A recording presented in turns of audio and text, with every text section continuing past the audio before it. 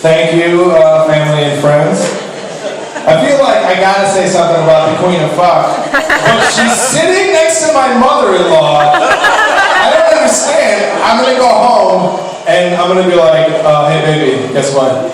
Your mom, she knows the Queen of Fuck. It's a true story. I met her. She's amazing. I got some shit written down here. I don't know. I have a terrible memory, guys. It's like I'd like to blame it on drugs, but I've literally never used drugs.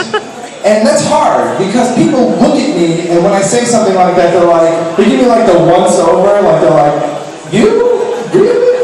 So I don't know if that's a good thing or a bad thing. One thing I can tell you is everyone that I knew in high school that used drugs, infinitely more successful than I am. I mean, I'm still a waiter at Outback at 35. I've never touched this stuff.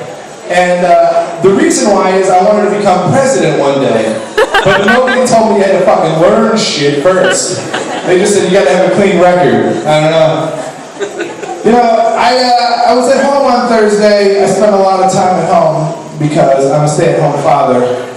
And I watch television nonstop. And I noticed that the Pope quit his job, or I'm sorry, he stepped down, as they like to say. And it was televised.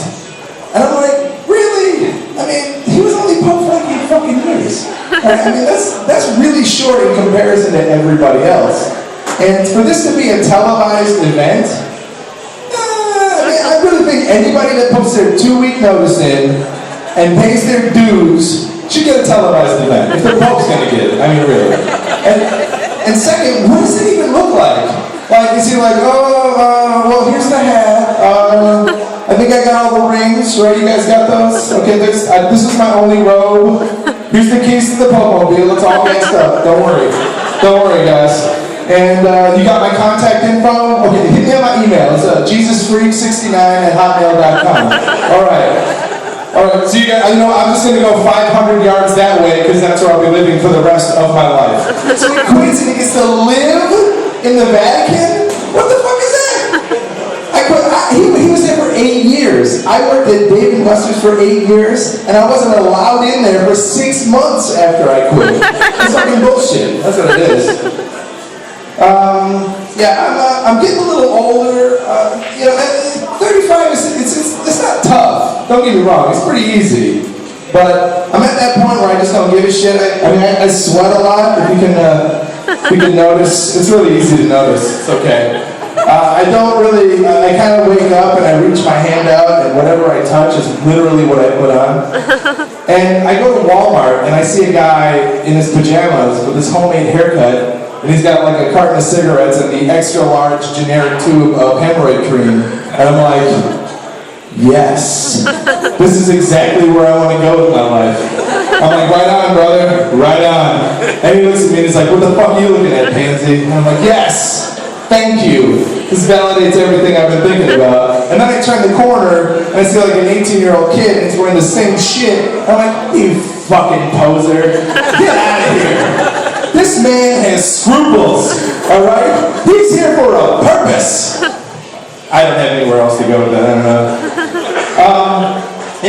I'm a little disappointed because Easter's coming up and not one person has made a parody hangover movie about Easter. It's the perfect movie, guys. Think about it. 3 disciples, they wake up, they don't remember anything, and Jesus is fucking gone.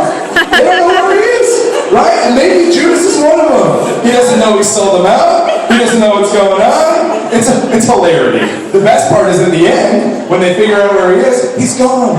Sequel, right? That's fucking magic, guys. It's money right there. All right, I brought back fucking Vince Vaughn from Swingers. Everyone's really happy about that, I bet.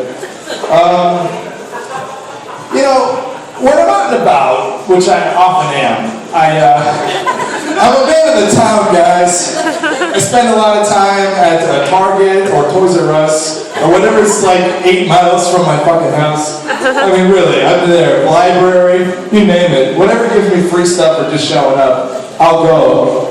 But what I hate is when I run into someone from my past. It's like never anybody I really want to see.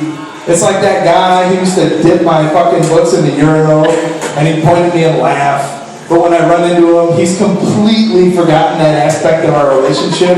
Like, he wants to catch up, and I want to be like, shut up and go away. But he's with his kids, and he's a youth minister now. And his life's really great, and all he really wants to know is, how's Greg doing? I don't know. That's for Greg. Thanks, man. But, you know, and then the flip side of that is if it is someone you run into, it's like an ex-girlfriend or a girl you were interested in who every time you asked her out very adamantly said, never. And then you're in your lady's sweatpants and you know, you have pit stains at, you know, it's 8 a.m. in the morning. You know, it's terrible, it's terrible. And she doesn't really remember who you are, and you pretend not to remember who she is until she leaves in the middle of a conversation to find another aisle to check out in. Whoa. Alright, you know what? My wife told me I should get rid of that joke, and you guys just confirmed it. I stand by it, I like it. I don't know. I gotta have one more. This is quick. I noticed that Donald Trump is back on TV a lot. He's got a hit television show, as people like to say. I'm kind of upset that he didn't run for president.